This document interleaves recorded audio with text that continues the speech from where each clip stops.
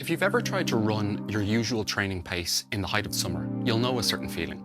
Your fitness hasn't necessarily changed, your preparation has been the same, but your heart rate is higher than you think it should be for the effort. Your perceived exertion is climbing ahead of your pace, and at some point you're either slowing down or working much harder to hold on.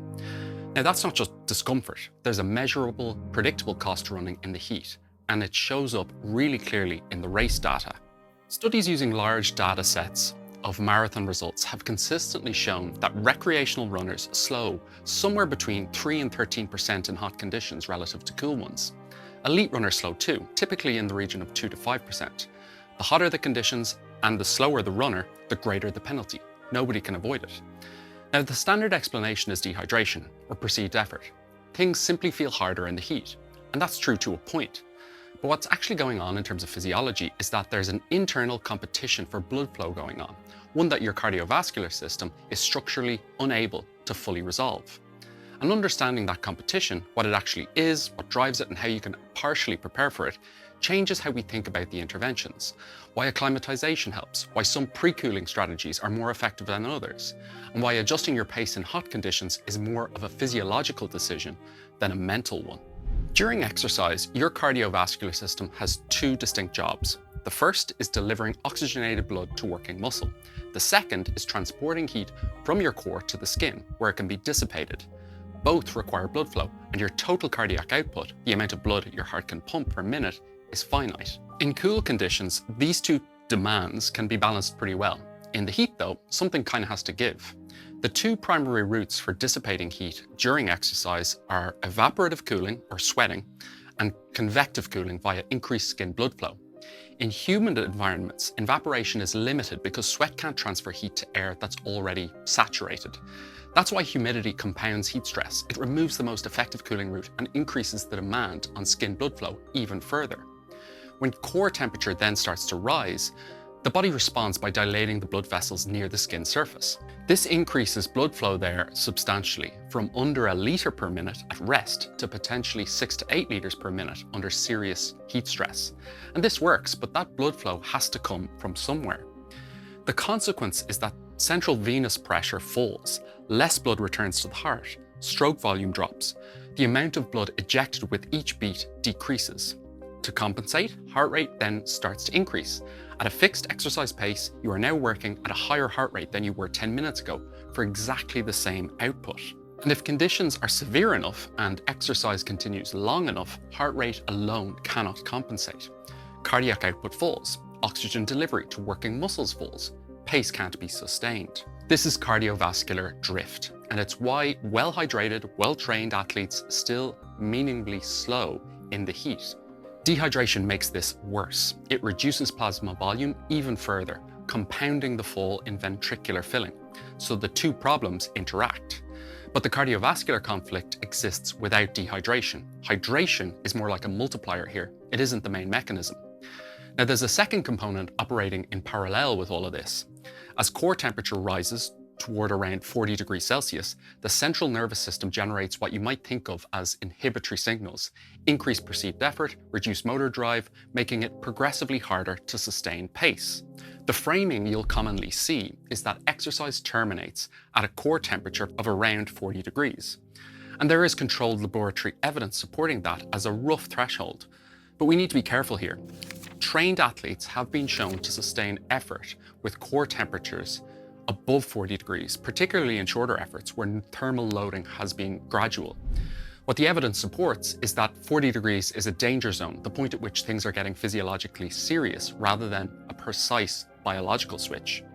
What the central nervous system is doing is protective. It's working to prevent a more dangerous outcome.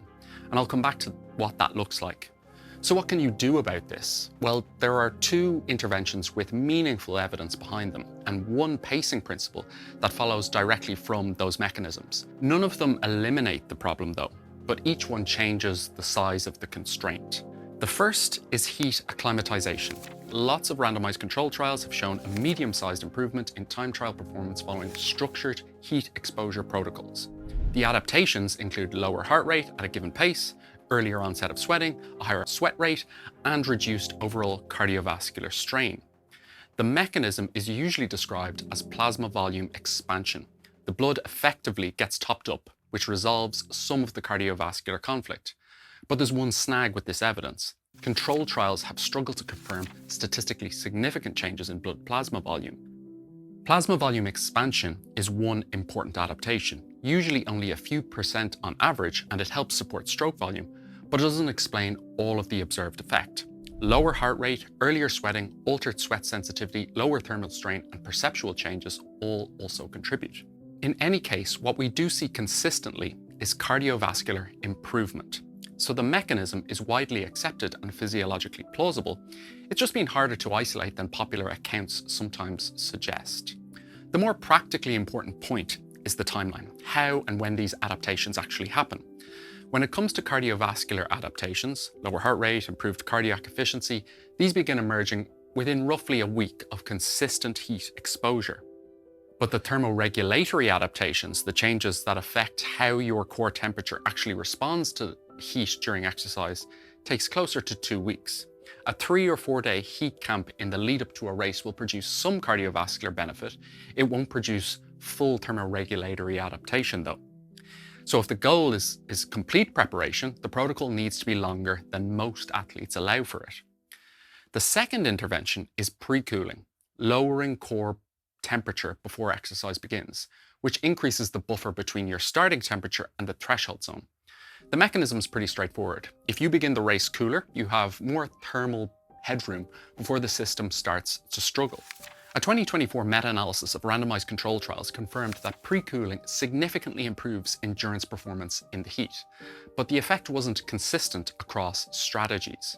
External cooling, ice vests, cold packs applied to the skin, showed consistent, significant improvements in both time trial performance and time to exhaustion, whereas internal cooling, things like ice slurry ingestion, showed no statistically significant improvement in time trial performance in this analysis. Now that's a counterintuitive finding, given how commonly ice slurry is discussed as a pre-race strategy, but ultimately, the evidence for external cooling is more robust. Neither intervention removes the constraint though. Even well-acclimatized athletes slow in the heat. Pre-cooling helps at the start, it doesn't protect you once you're deep into the race and thermal load is accumulating, which is why pacing deserves more recognition than it typically gets. At any given pace in hot conditions, the cardiovascular cost is higher. Holding your marathon pace at 25 degrees is physiologically not the same effort as holding that same pace at 12 degrees, even if the numbers on your watch look identical. Racing to a target pace in the heat and ignoring what heart rate and perceived effort are telling you accelerates cardiovascular drift rather than preventing it. So adjusting pace in the heat is not a failure of fitness or a failure of will. It's an accurate response to what the physiology is doing. The body is measuring something precisely, it's worth paying attention to what it's telling you. So before we finish up, it's worth spending a moment on what happens when the constraint is pushed past its limit, because the clinical picture that follows tells you something important about severity. The cardiovascular and thermal process we've described, when it's not managed or when conditions are severe enough to override management, produce heat illness. And there are two distinct presentations. Heat exhaustion is primarily cardiovascular failure in the context of thermal stress.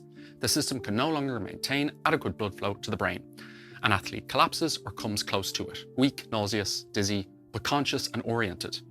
Core temperature is typically below 40 degrees. Rest, cooling, and fluid replacement are the immediate priorities. With prompt management, the prognosis is good. Heat stroke is different though, and the distinction matters clinically. The defining feature of heat stroke is not temperature, it's central nervous system dysfunction, confusion, disorientation, altered consciousness, and inability to walk in a straight line. CNS involvement is the emergency signal. It's what separates heat stroke from heat exhaustion, and it demands an immediate response. Aggressive cooling by any means available before transport, not after. Delay in cooling worsens outcomes significantly. The question to ask practically is not what is their temperature, it's is their brain affected? That's the signal that determines urgency. Researchers studying heat stress during exercise have increasingly used ingestible temperature sensors, small capsules that transmit core temperature in real time via radio frequency to an external receiver. Used in research settings and in some professional sport contexts, these sensors can provide a more accurate measure of core temperature during exercise than skin sensors or wrist-based devices, which are measuring something several steps removed from what's actually happening centrally. They aren't widely available to recreational athletes yet, but they represent a meaningful change in how heat stress can be studied and in some settings managed. So heat slows you down not because your fitness fails in warm conditions, but because your cardiovascular system has two jobs and cannot fully do both at once. That constraint is structural. It operates whether you're aware of it or not, and it responds, at least partially, to deliberate preparation. Acclimatize properly, ideally over 2 weeks, and you change how much capacity the system has to manage the conflict. Cool externally before the race, and you start with more thermal headroom. Adjust your effort to physiological signals rather than target pace, and you distribute the cost more intelligently across the race. The question heat asks is not whether you can tolerate discomfort, it's whether you've prepared for the specific physiological constraint it creates. And if you understand why that constraint exists, you'll be better positioned to answer it.